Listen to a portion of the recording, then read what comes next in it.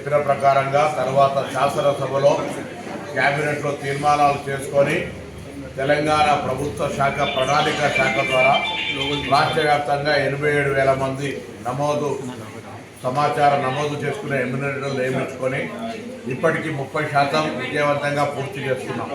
ఈ సందర్భంలో యావత్ తెలంగాణ ప్రజలను విజ్ఞప్తి చేస్తూ ఉన్నాం. మీ దగ్గరికి వచ్చేటువంటి ఎమ్యూనరేటర్కు అన్ని రకాలుగా సహకరించండి. వాళ్ళు అడుగుతున్నటువంటి సమాచారం ఇవ్వండి. ఇప్పుడే ఈ ఇంట్లో చెప్పిన ప్రకారంగా సమాచారం ఎక్కడ కూడా మిమ్మల్ని హిడెన్ ఎజెండాగా అడగడం లేదు. జస్ట్ బ్యాంక్ అకౌంట్ ఉందా లేదా అని అడుగుతా ఉన్నాం. అకౌంట్ నెంబర్ అడుగుతుంది. కొంత సోషల్ మీడియాలో బ్యాంక్ అకౌంట్ నెంబర్ ఎందుకు ఇస్తామనే మాట ప్రచారం చేసే ప్రయత్నం చేస్తూ ఉన్నాం. ఇతరత్ర అనేక రకాలుగా కొంత దుష్ప్రచారం జరుగుతూ ఉన్నది. కానీ వాస్తవంగా క్షేత్రస్థాయికి వెళ్ళి చూసినప్పుడు ఎక్కడ కూడా నేను ఆ ఎమ్యూనరేటర్స్ కూడా అడిగినా ఇప్పటికీ 30 ఇండ్లు కంప్లీట్ అయినాయి. సింగిల్ ఎక్కడ కూడా చిన్న 1% ఇబ్బంది లేదు. కాబట్టి సజావుగా సాగుతూ ఉంది. దీనివల్ల కొంత రాజకీయ ప్రకంపనలు కలుగుతాయని ప్రధానమంత్రి లాంటి ఆయన స్పందిస్తుండొచ్చు. కానీ తెలంగాణ ప్రభుత్వం దృఢ సంకల్పంతో ఈ నిర్ణయం తీసుకొని ముందుకొస్తుంది. దేశానికి దిశాదశ నిర్ణయిస్తుంది. తప్పకుండా ఈ సమాచారం ద్వారా రాష్ట్రంలో భవిష్యత్తులో ఏ వర్గాలకు ఏ విధంగా సమాచారం ఒక మంచి కార్యక్రమం తీసుకోవాలో దాన్ని ప్రణాళిక సిద్ధం చేస్తాం. అయితే ఇందులో ఏ పథకాలు కట్టు కావడం కానీ లేదా సమాచారం గోప్యంగా ఉత్తకపోవడం అనేటువంటిది జరగదు. ఎమ్యూనరేటర్స్ పట్ల ఎవరు కూడా ప్రజలు దయచేసి వేరే విధంగా వ్యవహరించదని కోరుతాను. మా ఎమ్యూనరేటర్స్ కూడా ప్రజల పట్ల మంచి సహృద్భావ వాతావరణం సమాచారం సేకరణ చేయాలని విజ్ఞప్తి చేస్తాను.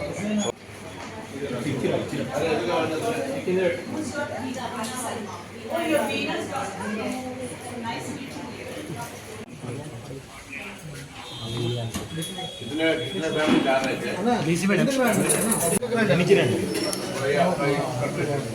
गवर्नमेंट दे रहे इसके बाद नहीं जाएगा. लोग ऐसे गलत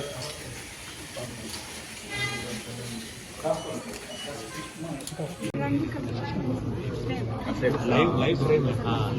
ओके ओके टीटी का सेल्फ लोकल पाइप अला लोकल पाइप 16 లక్షలు టోటల్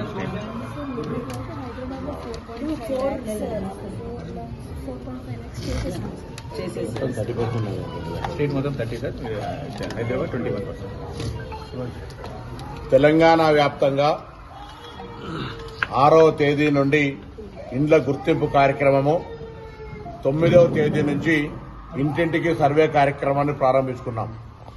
ఈ సర్వే తెలంగాణ ప్రజల యొక్క స్థితిగతులు, భవిష్యత్తు ప్రభుత్వ ప్రణాళిక ద్వారా ఒక మంచి మార్పు తీసుకొచ్చి ఆదర్శవంతంగా తెలంగాణ రాష్ట్ర ప్రజలను భాగస్వాములు చేసుకొని ఈ దేశంలోనే దిక్సూచిగా ఉండేటువంటి ప్రయత్నంలో భాగంగా ఈ సర్వే జరుగుతోంది. తెలంగాణ వ్యాప్తంగా ఇప్పటికే 30% సర్వే, హైదరాబాద్కు సంబంధించిన జీహెచ్ఎంసీ పరిధిలో 4.5 లక్షల ఇండ్లకు సంబంధించిన సర్వే కార్యక్రమం కొనసాగుతోంది. దాదాపు రాష్ట్రంలో 87,000 మంది పైన ఎమ్యూనరేటర్లు ఇక్కడ ఈ కార్యక్రమం కొనసాగిస్తా ఉన్నారు. ఎక్కడ కూడా ప్రజలతోటి కూడా చాలా సానుకూలంగా ఈ అంశాల మీద స్పందిస్తా ఉన్నారు. ఇప్పుడే ఇక్కడ స్థానికంగా ఈ ఇంటిలో నిర్వహించిన ఎమ్యూనరేటర్స్ కూడా అడిగితే వీళ్ళిద్దరు కూడా ఇప్పటికీ వాళ్ళకి కేటాయించిన 150 ఇళ్లలో 26 ఇండ్లు కేటాయించబడ్డ పరిశీలన జరిగింది. ఎక్కడ కూడా ఇబ్బంది లేదని చెప్తా ఉన్నారు. నేను ఈ సందర్భంగా 2 అంశాలను స్పష్టంగా ప్రభుత్వ పక్షాన ప్రజలందరికీ తెలియజెప్పదలుచుకున్నాం. ఈ సమాచారం గోప్యంగా సమాచారం ప్రభుత్వమే సేకరిస్తుంది. ఈ సమాచార సేకరణ వల్ల ఎవరికి కూడా ఏ ప్రభుత్వ పథకాలు కట్టకావు. ఇంకా అదనంగా ఇవ్వడానికి సంబంధించినటువంటి సమాచారం ఉపయోగించుకుంటాము. దీన్ని రహస్యంగా ఏదో దాచిపెట్టేసేది కాదు.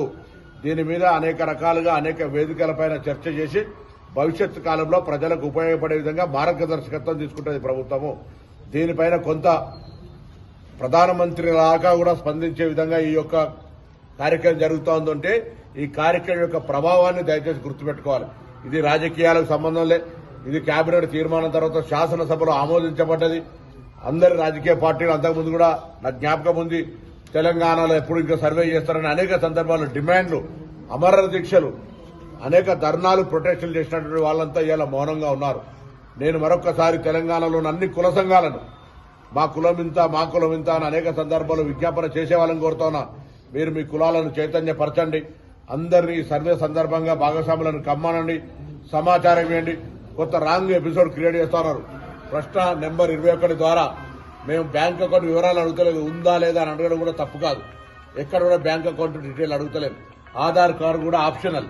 ఈ క్వశ్చన్ 21 ద్వారా దాని ద్వారా స్పష్టంగా బ్యాంకు ఖాతా ఉన్నట్టయితే 01 లేకుంటే 02 అని రాసినారు క్లియర్ గా. సొంత భూమి కలిగి ఉన్నట్లయితే 01 లేకుంటే 02 అని ఇట్లా క్లారిటీగా చేస్తే కూడా దాని మీద అనవసరం రాద్ధాంతం చేసే ప్రయత్నం చేస్తారు. దయచేసి ప్రతిపక్షాలను విజ్ఞప్తి చేస్తున్నా, ఈ తెలంగాణ సమాజంలో ఒక గొప్ప మార్పు రావడానికి ఒక చారిత్రాత్మక కార్యక్రమం జరుగుతూ ఉంది.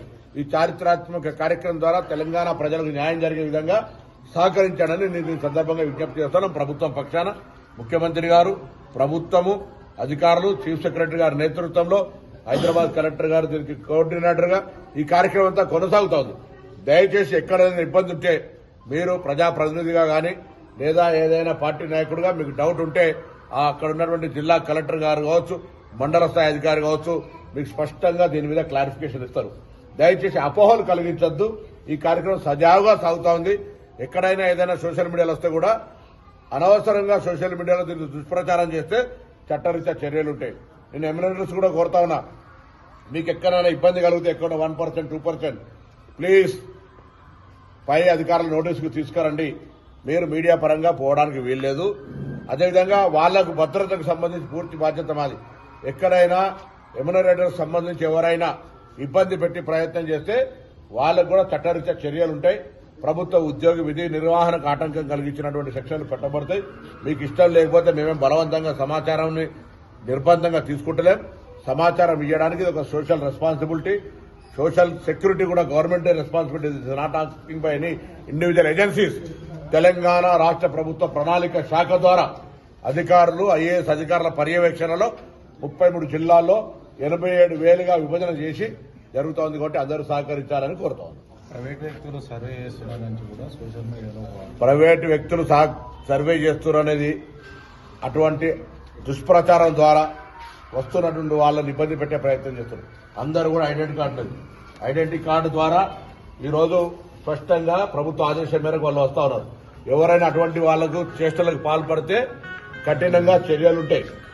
ద్రోహం కింద కేసులు పెడతారు. తప్పు ఎవరైనా దొంగతనంగా దీన్ని అపహాస్యం చేసి ఇట్లా ఐడెంటిటీ కార్డు తీసుకొని వాళ్ళ బాధ్యత, హోదాను తీసుకొని వస్తా ఉన్నారు. ఎవరైనా అటువంటికి ఎక్కడైనా ఒక సంఘటన జరిగితే వాళ్ళ దగ్గర తీవ్రంగా స్పందిస్తాము. అధికారులు అటువంటి చర్యలు తీసుకుంటారు. కాబట్టి అటువంటిది జరుగుతలేదు. ఊరికే సోషల్ మీడియాలో పెట్టినటువంటి వాళ్ళపైన కూడా తగిన చర్యలు తీసుకునేది. ఎందుకంటే తప్పుడు సమాచారం ఇచ్చి కొంత అనాథరైజ్డ్ పర్సన్స్ వస్తున్నారని అపోహ క్రియేట్ చేస్తే వీళ్ళని కూడా నమ్మకుండా చేయాలని ఆలోచిస్తారు. They want trying to do disturbance. అటువంటి వాళ్ళ పట్ల అప్రమత్తంగా ఉండాలని కూడా ఈ సందర్భంగా నేను కోరుతాను. సార్, ఒకవైపు దుష్ప్రచారం నడుస్తుంది అని అంటున్నారు, అపోజిషన్ కూడా క్రిటిసైజ్ చేస్తుంది. కానీ ఇంకొక వైపు తమిళనాడులో కూడా ఒక డిమాండ్ స్టార్ట్ అయింది. If it is in Telangana, why not in Tamil Nadu అని అక్కడ ఉన్న లీడర్స్ కూడా అడుగుతున్నారు సర్వే గురించి. దాన్ని మీరు ఎట్లా చూస్తారు? Not only in Tamil Nadu or it's entire state, even బీహార్లా, ఈవెన్ మహారాష్ట్రలా అన్ని జాగాలు అడుగుతారు. ఇది again issue different. Telangana is a role model for country. Definitely ప్రాంతీయ పార్టీలు ఉన్న దగ్గర కావచ్చు, కేంద్ర ప్రభుత్వం మీద కావచ్చు, దీని ప్రభావం పడుతుంది. కాబట్టే ఈ యొక్క స్పందన, దీనివల్ల జరిగే మార్పు, ఒక స్వాతంత్రం వచ్చిన తర్వాత ఏదైతే స్వయంగా మనం సెల్ఫ్ రెస్పెక్ట్ తోటి మనకున్న రాజ్యాంగం ప్రకారంగా బతుకుతున్నామో, ఈ సమాచారం వచ్చిన తర్వాత దాన్ని ప్రాపర్ గా అనాలిసిస్ చేసుకొని ఒక దశ నిర్దేశం చేసుకుంటే దేశం స్వాతంత్రం వచ్చిన 75 సంవత్సరాల తర్వాత